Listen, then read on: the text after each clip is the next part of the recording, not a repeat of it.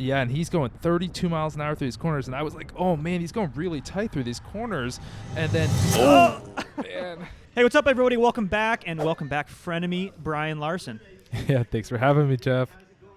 We're catching you before you head off to Paris. What's going on in Paris, man? Yeah, no, after all of these years, I am excited to be a member of Team USA at Para Track Cycling World Championship. So after my accident a couple years ago, we've talked about it on this channel, the journey back leads to this. We're going to Worlds, and I get to represent the USA.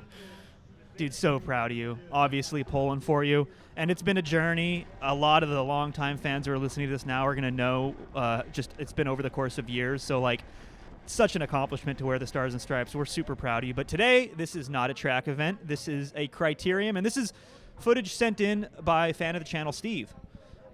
Sassoon Harbor Criterium. Probably the closest thing to a track race for Crit Boys, though, to be honest. Look at that course. This is a four-corner, what is almost a track event. It is smooth corners. You can take them at speed. I think it's only 1 kilometer, generally really fast. And Steve has no teammates. He's racing for himself today. He is a Cat 4-5. Check that. Cat 5 does not exist anymore. I learned today. It is Cat 4 novice and is a 40-50 plus Masters field. Steve comes from Zwift Racing, and we're going to talk more about that later, and I have some thoughts on coming from Zwift Racing. Nothing wrong with that, but Steve has so much fitness. He quickly got through all the categories in Zwift, was winning A races, and he's prepared for this moment when they're blowing the whistle. He's about to get shot out of a cannon at this start line. And wait a second. Wait, did you press play? Wait a second. What's happening right now? Steve. The race started. It's now, right now. He's connecting his power meter to his computer, thinking that this is a Zwift race. Oh no! He got it. He clipped in. He clipped in. He made it. And now it's just panic. Oh my god, this actually is pretty scary because, I mean, if they turn on the heat at the front of the race at the beginning, this could be over. And he didn't need to coast for that corner. We're going to talk about his cornering a bit more, but Brian said something funny earlier, Zwift has prepared him for this moment because Zwift is known for such hard start racing. It sure has, and I will say that he got lucky. The pack wasn't going ballistic. He gets up to the pack and he takes a moment here, and he spends actually quite some time here kind of learning the flow of the race. He didn't overcompensate and go all the way to the front, even though he kind of went a little bit crazy there after he finally got that cleat in. But he does take some time and kind of learn the flow of the pack. And I think we'll just pick this up in a few kilometers once he gets back up to the front of the race and tries to see what that Zwift fitness has done for him. But first, really quick, wanted to thank the sponsor of this video, and that is Harry's. Harry's delivers shaving products to your door. But here's what separates Harry's apart from the rest. They place an emphasis on quality and sustainability. Their starter set comes with a precision German-engineered 5-blade razor, protective blade cover, a high-quality handle made with 50% recycled plastics that actually has some heft to it, feels good in the hand, and of course, foaming shave gel suitable for even sensitive skin containing ingredients like aloe. Best of all, they give back 1% of all sales to nonprofit organizations, all while maintaining a very affordable price. So look, guys. Sign up now to receive your starter kit for just $5 using this link, which I've also put down in the description, and then you just don't have to worry about shaving products anymore. The good stuff conveniently arrives at your door. And with that said, back to the race. All right, a few kilometers into this race, and there's one rider off the front, and Steve's got all this fitness.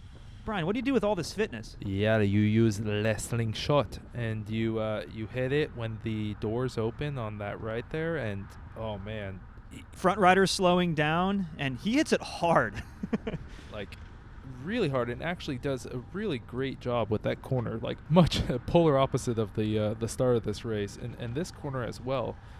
Right? I was going to say, for coming from Zwift, those looked pretty solid, actually. He's at 900 watts. He is excited to get across to that solo rider. Yeah, and I think, it is important to know that, on a tight course like this, when I first watched this, I couldn't even see the rider off the front because you only have to be a few seconds up the road and you're out of sight, out of mind, and, he gets across to this other rider, and, when you get into a breakaway, you need to remember that your breakaway companion is now your friend. You don't hit him with 700 watts as soon as you pass him. It's hard to watch. I know, because like Brian, you said it perfectly. Like, and not only he's gapping him off. This guy who is now in the rear cam has been off the front by himself for a long time. And you guys need to work together if you're going to make a successful breakaway. So like Brian said, you don't just smash and like drop him, because you guys have to work together for this to work out. So eventually he comes back on, and they have this gap. It's a pretty serious effort that Steve's committed, and he elbows him through, but it's like the guys, they're down at 22 miles an hour now. He doesn't really get back into the draft very efficiently. You saw he spiked it up to 700 watts. So like, this is the result of Zwift racing. I mean, he has a really good fitness. He's able to make this happen, but there's this nuance in bike racing that you can't really in real life bike racing that you can't really get across in the virtual Zwift world. Yeah, these corners are hard to watch, right? Man. It's the cornering, and it's like this nuance of like, how efficiently can we preserve our energy, because that's the name of the game in bike racing. And here we have in the rear camera, epic mustache. Look at that mustache, man. Yes, officer. He jumps across, and now they have this group of 3, which is looking like quite promising. This is a good breakaway course for the reason Brian said earlier, which is it's easy to get out of sight, out of mind. So they have to work together, but these corners are less than ideal. You can see the rider in front of him was coasting. He took an outside line. I mean, they gave up a second, maybe 2 seconds through this series of corners. And I know what you're thinking, like, Jeff, that's 1 or 2 seconds. What's the big deal? You hit these series of corners like every 30 seconds on this course, and maybe even less. Every 20 seconds you hit a series of corners. So if you can save a second on every corner, by the time you go through 4 or 5 laps, you got 20 seconds on the field. It's very consequential, right? We talk about marginal gains in this sport. We usually refer to marginal gains in terms of your equipment, but you have to think about it in terms of your cornering ability too. And now this guy in front is going too hard. It just looks sloppy. Look how far back this guy is in the rear cam. It just looks a little sloppy. What are your thoughts on this, Brian, as a breakaway racer? Yeah, no, I mean, same thing as before, as what Steve did to the other rider, is he just hammers it, and if you're a bike length or 2 off the back, you're not recovering. So even if you think you're pulling, part of your pull is to provide shelter, and you're not actually helping the breakaway succeed if you're not providing shelter to the riders behind you. And I was also concerned seeing how hard Steve hit it at the start on that opening lap. He was doing 900 watts, and I can't help but wonder if that's going to bite him in the butt here, because him and Tall Socks, Sergeant Mustache here, they're trading pulls, and the rider behind They've all but dropped him, right? Yeah, he's just hanging on. He's there. Dangling. Yeah, that's called the pain. That's called the pain dangle back there. A good rule of thumb, if you're in a breakaway, is I'm watching his power numbers. He's spending a lot of time at like either 0 or 700. A perfectly like well-oiled machine rotating breakaway is you being at maybe 50 or 60 watts below your threshold, and then maybe like 10 or 15 watts above your threshold when you're taking pulls. How does that sound? Are those numbers relatively close to accurate, Brian? Like something like that, right? You don't want these enormous swings in power, I guess is my point. Yeah, exactly. You don't want it, because your body can't handle the high end power. And here's where it goes all AWOL here. He's out. He drops himself from the breakaway.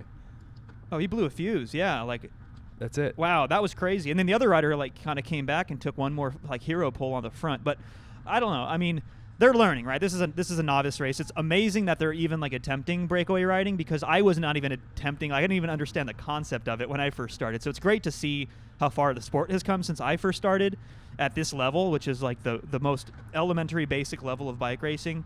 So that's cool, but a lot to learn as guys like Steve progress. And there's a lot that he can do better. He's going to see enormous improvements because his fitness is there. He just needs to figure out those little minor details of bike racing. Should we fast forward and see how the end of this race plays out? Yeah, absolutely. Let's do it. So that brings us into the final 2.5 kilometers of this race. We're going to be coming through 3 laps to go here. Don't forget, guys, these laps are incredibly short. And the race is all back together.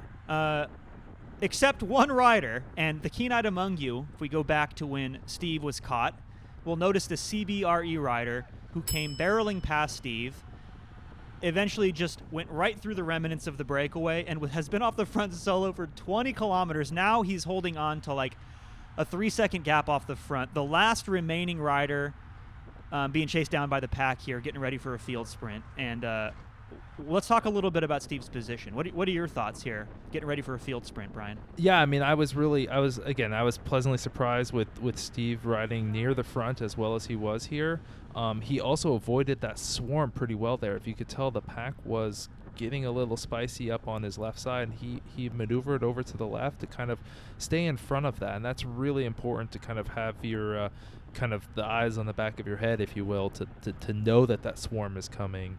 But yeah, coming into 2 laps to go here, being swiftly positioned in what, third place, you know, out of the danger of this pack. And we've seen how they've been cornering all day. I think he's smart here. You know, I think it's good. I think he's going to maybe be able to unleash that Zwift fitness, as long as he doesn't run into any other complications here in the last minute of this race. And it seems like it's plenty fast, this rider on the front, because like my thought was first order business, we must catch the guy off the front, right? And it seems like it's plenty fast. I would be concerned that like this is a situation where a solo rider can just ride away, because nobody wants to get on the front and chase with a couple laps to go. But this guy on the front seems like he's willing to do a pretty big effort. And I'll echo what you said. Staying close to the front is important in these moments, especially on in the last couple of laps of a technical crit like this. Even if that means the draft isn't quite as good, you avoid all the riffraff behind you. You can take choice lines through corners, and you have visibility to what's going on. Sometimes things just get a little bit crazy in the last couple of laps. Speaking of which, he's able to respond to something like this. If he was crowded and back in the pack, you can't respond to stuff like this. And is this Mr. Mustache with the socks? Yeah, this is Sergeant Stash. And with 1 lap to go, this is it. Yeah, and he's going 32 miles an hour through these corners, and I was like, oh man, he's going really tight through these corners. And then man. Oh, he almost hit those cones too. Oh my gosh, that's scary. But this is like kind of what we were talking about earlier. Is Mr. Socks here was like, I don't think we're going to catch that guy. And he was willing to be like, okay, well, I'm going to go from 1 lap to go, which is not a bad idea on a course like this. But he's got a passenger, Steve, and Steve's got Zwift fitness for days. And he's got this ability to find these moments to follow riders, which, like, good on you, Steve. And oh my God, a crash. That was the CBR. That was the solo rider. Right? That was the solo rider. And now Steve has been sitting in this guy's draft this entire time. This is the dream situation. From Zwift hero to in real life hero. Post up, baby. You did it. Stoked for you, Steve. Congrats on the win, man. That was such an exciting finish. I'm like standing up right now. I'm not even sitting down anymore, dude. I mean, dude, clipped pedals and multiple riders crash. I mean, like, to be honest, I mean, I think if Sergeant Stash hadn't clipped his pedal, if he hadn't even taken the initiative, I don't know if they would have caught that solo rider. But then the solo rider felt that pressure and crashes himself out. Oh my gosh. God. Drama. I think he was caught. I think he was caught if he didn't crash, but it would have been close. Man, that was intense. So hopefully the CBRE rider is able to get up and walk away from that. He'll be doing well. He was off the front for 20 kilometers by himself. Obviously, congratulations to Steve. And Brian, great having you on, man. Best of luck in Paris. Yeah, thanks again for having me, Jeff. Looking forward to the next one. Maybe we'll share a little bit more about my experiences over there. And don't forget, guys, if you have footage that you want to share for Brian and I to talk about, run those GoPros, save the files, and we have a very simple uploader tool. I'll leave a link down in the description. It takes like 2 minutes of your time. With that said, catch you guys in the next one.